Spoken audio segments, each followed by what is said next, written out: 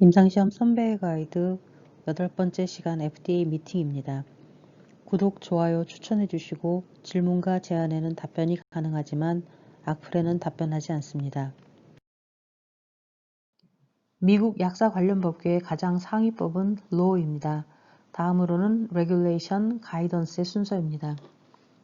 임상시험 선배의 가이드 5번째 임상시험 규정에 의해 법령체계 약사법을 보시면 법령의 피라미드를 제시해 드렸습니다. 이와 비교해서 보시면 비슷한 것을 보실 수 있습니다. 가장 상위법인 Law, 그 다음에 Regulation이 있는데 Regulation은 법률에 비해 더 자세한 해석을 담고 있고 법적으로 효력이 있습니다. Regulation은 법보다는 리바이즈 하기가 쉽고 가이던스보다는 개정하기가 쉽지 않습니다. 가이던스는 에이전시의 현재 생각을 담고 있고 언제든지 리바이즈가 가능하며 FDA나 퍼블릭에 바인딩 되지 않습니다. 자주 쓰는 아크로님을 정리해 보았습니다. ANDA, Abbreviated New Drug Application, BLA, Biologic License Application, BPCI, Biologics Price Competition and Innovation Act, CBER, Center for Biologics Evaluation and Research, CDER, Center for Drug Evaluation and Research, CDRH, Center for Devices and Radiological Health, FD&C Act, Federal Food, Drug and Cosmetic Act, GDUFA, Generic Drug User Fee Act, IND, Investigational New Drug, NDA, New Drug Application, PDUFA, Prescription Drug User Fee Act, PHS Act, Public Health Service Act. FDA Food and Drug Administration은 Health and Human Service의 하위 조직입니다.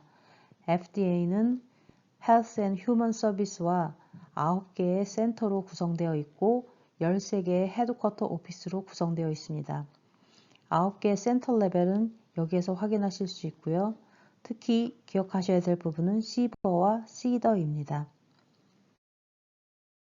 Pre-IND Consultation 프로그램은 CDER의 Pre-Investigational New Drug Application Consultation 프로그램이고 의뢰자와 New Drug Review Division 간의 이른 소통을 가능하게 합니다. IND 서브미션에 필요한 자료를 보증하는 작업을 할 수 있게 되고 Review Division은 Therapeutic 클래스에 따라서 조직이 됩니다. FDA IND 리뷰 프로세스는 30 캘린더 데이고 무소식이 희소식입니다. 드럭 스폰서 애플리컨트가 IND 서브미션을 하게 되면 그 다음에는 센트럴 다큐먼트 룸에서 IND 검토에 필요한 만큼 온전하게 다큐먼트가 도착했는지 검토하게 됩니다. 이때가 데이 1입니다. 문서가 온전하게 도착을 하면 각 리뷰 디비전에서 검토가 시작할 수 있게 됩니다. 이때가 데이 2인데 FDA는 어그날리지먼트 레터를 발송하고 FDA 프로젝트 매니저를 어사인합니다.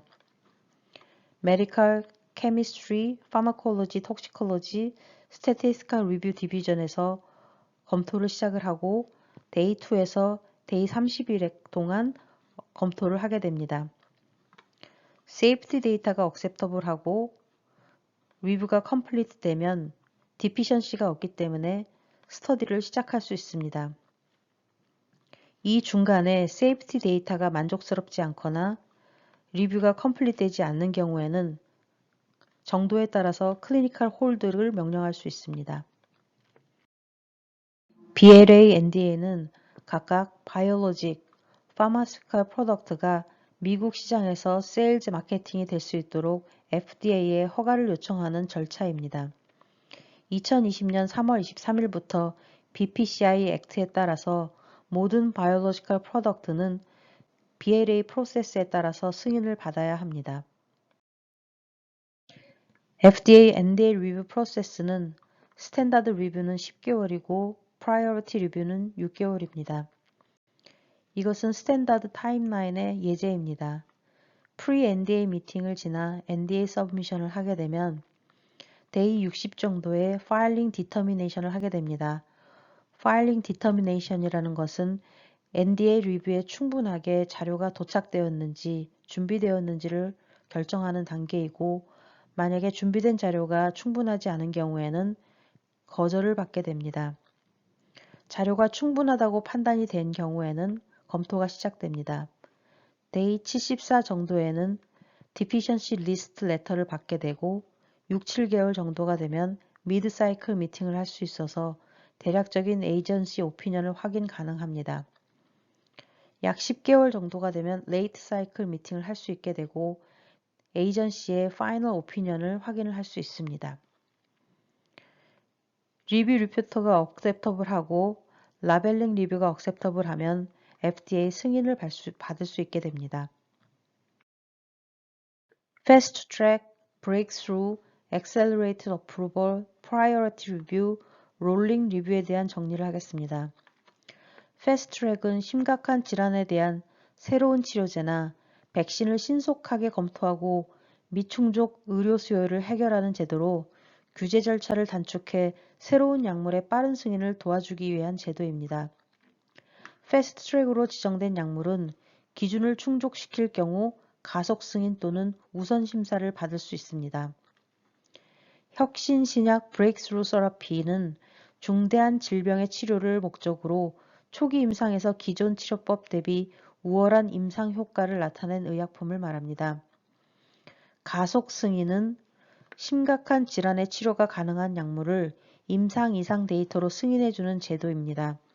가속 승인으로 시판되더라도 3상 컨퍼머터리 트라이얼을 통해서 임상적 이점을 입증해야 합니다. 우선심사 프라이어리티 리뷰는 일반적으로 10개월이 걸리는 신약 승인 과정을 6개월 이내로 단축시켜주는 프로그램입니다.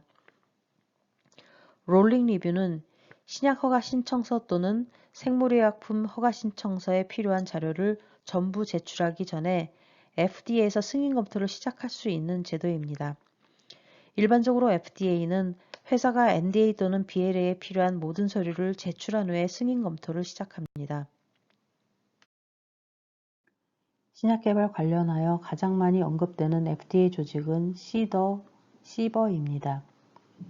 CBER는 Chemical, Natural Source의 Purified Protein, Natural Protein, Recombinant DNA Derived Protein, Monoclonal Antibody, Recombinant DNA Derived Vaccine과 같은 Well-Characterized Product를 검토합니다. 따라서 NDA 또는 BLA 과정을 거쳐서 신약을 검토하고 승인하게 됩니다. 반면 CBER는 백신, 블러드 프로덕트, 진 셀룰러 세라피, Poorly Characterized Product를 검토하고 그러므로 BLA 과정을 통해서 신약을 승인하게 됩니다. FDA는 바이올로직과 드럭을 관장하는 별도의 에이전시를 가지고 있습니다. Center for Biologics Evaluation and Research, Center for Drug Evaluation and Research. 이름 그대로 바이올로직은 CBER에서, 합성신약과 같은 드럭은 CDER에서. 그러므로 CDER는 New Drug Application을 통해서 신약 후보 물질을 심사하고 승인하며 CBER는 Biologics License Application을 통해서 신약 후보 물질을 심사하고 승인한다면 양분되어서 외우기가 매우 용이할 텐데 이미 표에서 정리된 것처럼 그렇게 양분되어 업무를 하고 있지 않습니다. CDER는 NDA 또는 BLA를 통해서 신약을 심사하고 승인하며 CBER는 BLA를 통해서 신약을 심사하고 승인합니다.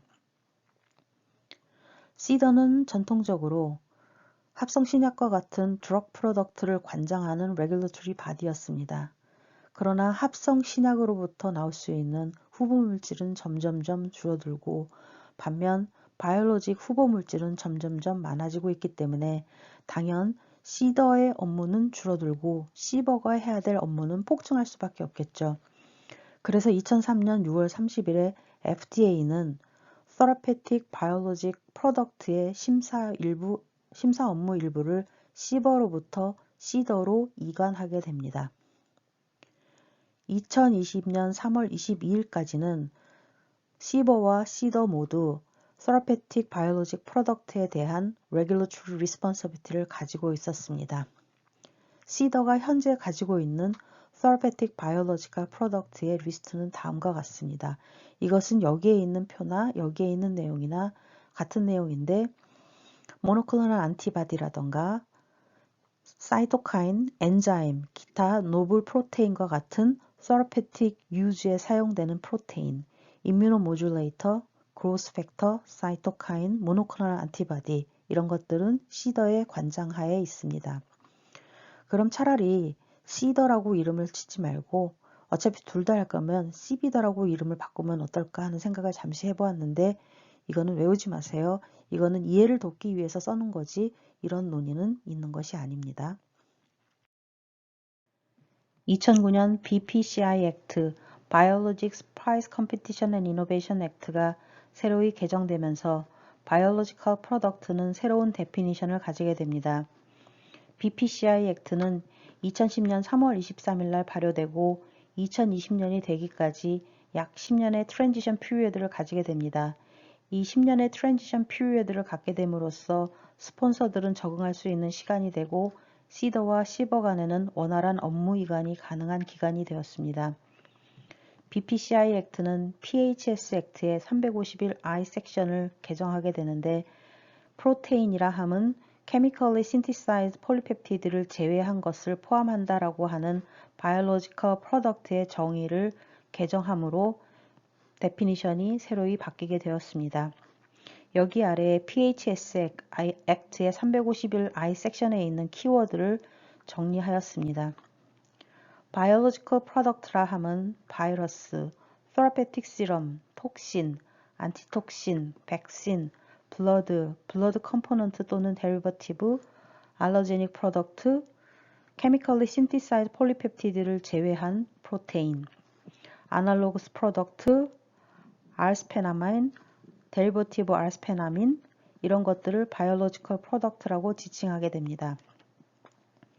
프로테인이라는 것은 40개 아미노 애시드보다 많은 defined sequence를 가지고 있는 것을 프로테인이라고 정의를 하며 chemically synthesized polypeptide라는 것은 chemical synthesis로 entirely 만들거나 40개 아미노 애시드보다는 크고 100개의 아미노 애시드보다는 작은 사이즈에 있어서 작은 것을 chemically synthesized polypeptide로 정의합니다. 펩티드라 하는 것은 40개 또는 그 이하의 아미노 애시드로 구성된 폴리머를 지칭합니다. BPCI Act와 해치-왁스만 액트를 비교하여 설명드리겠습니다. Patient Protection and Affordable Care Act, PPAC Act는 2010년 3월 23일 오바마 대통령이 서명한 법안입니다. 이는 FDA가 기승인한 바이올로지컬 프로덕트에 비교하여 highly similar 하거나 interchangeable한 바이올로지컬 프로덕트의 경우 abbreviated approval pathway를 통해서 승인 심사 받을 수 있는 제도입니다. 2010년 3월 23일 이 날짜에서 이미 힌트를 받으셨겠지만 이 법안의 또 다른 이름은 Biologics Price Competition and Innovation Act, BPCI Act입니다. BPCI Act 하에서 스폰서는 PHS Act의 New Section 351K를 통해서 Biosimilar Product의 승인을 구할 수 있습니다. BPCI Act의 목적은 Drug Price Competition and Patent Term Restoration Act와 그 개념이 유사합니다. 이것의 또 다른 이름은 해치-왁스만 액트입니다. Drug Price Competition and Patent Term Restoration Act 또는 해치-왁스만 어멘드먼트는 Generic Drug Product의 Approval Pathway를 정립한 것으로서 이 법안 하에서 Abbreviated New Drug Application이 가능합니다. US FDA로부터 IND 승인을 받은 이후에 필요한 경우 어멘드먼트를 할 수 있습니다. 큰 분류로는 Protocol Amendment, Information Amendment, IND Safety Report, Annual Report 등이 있습니다. 승인받은 드럭 프로덕트는 오렌지북에 기재되는데 FDA는 2020년 3월 23일 바이올로지컬 프로덕트는 오렌지북으로부터 제외시킵니다. 승인된 바이올로지컬 프로덕트는 퍼플북에 기재됩니다. 퍼플북은 두 개의 세퍼레이트 리스트로 구성되어 있는데 하나는 시더가 승인한 바이올로지컬 프로덕트고 다른 하나는 시버가 승인한 바이올로지컬 프로덕트입니다.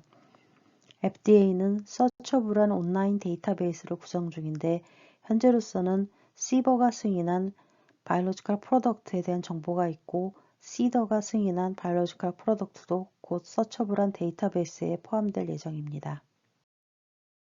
이 가이던스는 FDA와 스폰서 사이의 포멀 미팅에 대한 가이던스입니다. 드럭 또는 바이올로지컬 드럭의 리뷰 또는 디벨롭먼트를 위해서 스폰서가 FDA와 미팅을 해야 될 때 참조할 수 있는 가이던스입니다. 이것은 Abbreviated New Drug Application이나 Biosimilar Biological Product, Medical Device에는 해당하지 않습니다. 푸드파, Prescription Drug User Fee Act 하에서 세 가지의 미팅 타입이 있습니다. 타입 A, 타입 B, 타입 B End of Phase, 타입 C 등입니다. 미팅 포맷은 페이스-투-페이스, 텔레컨퍼런스, 비디오 컨퍼런스, 리튼 리스폰스 온리 등이 가능합니다. 타입 A 미팅은 즉시 필요한 미팅으로 즉시 논의하지 않으면 드럭 디벨롭먼트 프로그램이 멈출 수 있는 상태입니다. 예를 들면 디스퓨트 리졸루션 미팅이라던가 클리니컬 홀드를 논의하기 위한 미팅, 스페셜 프로토콜 어세스먼트 미팅, 포스트 액션 미팅 등이 있습니다.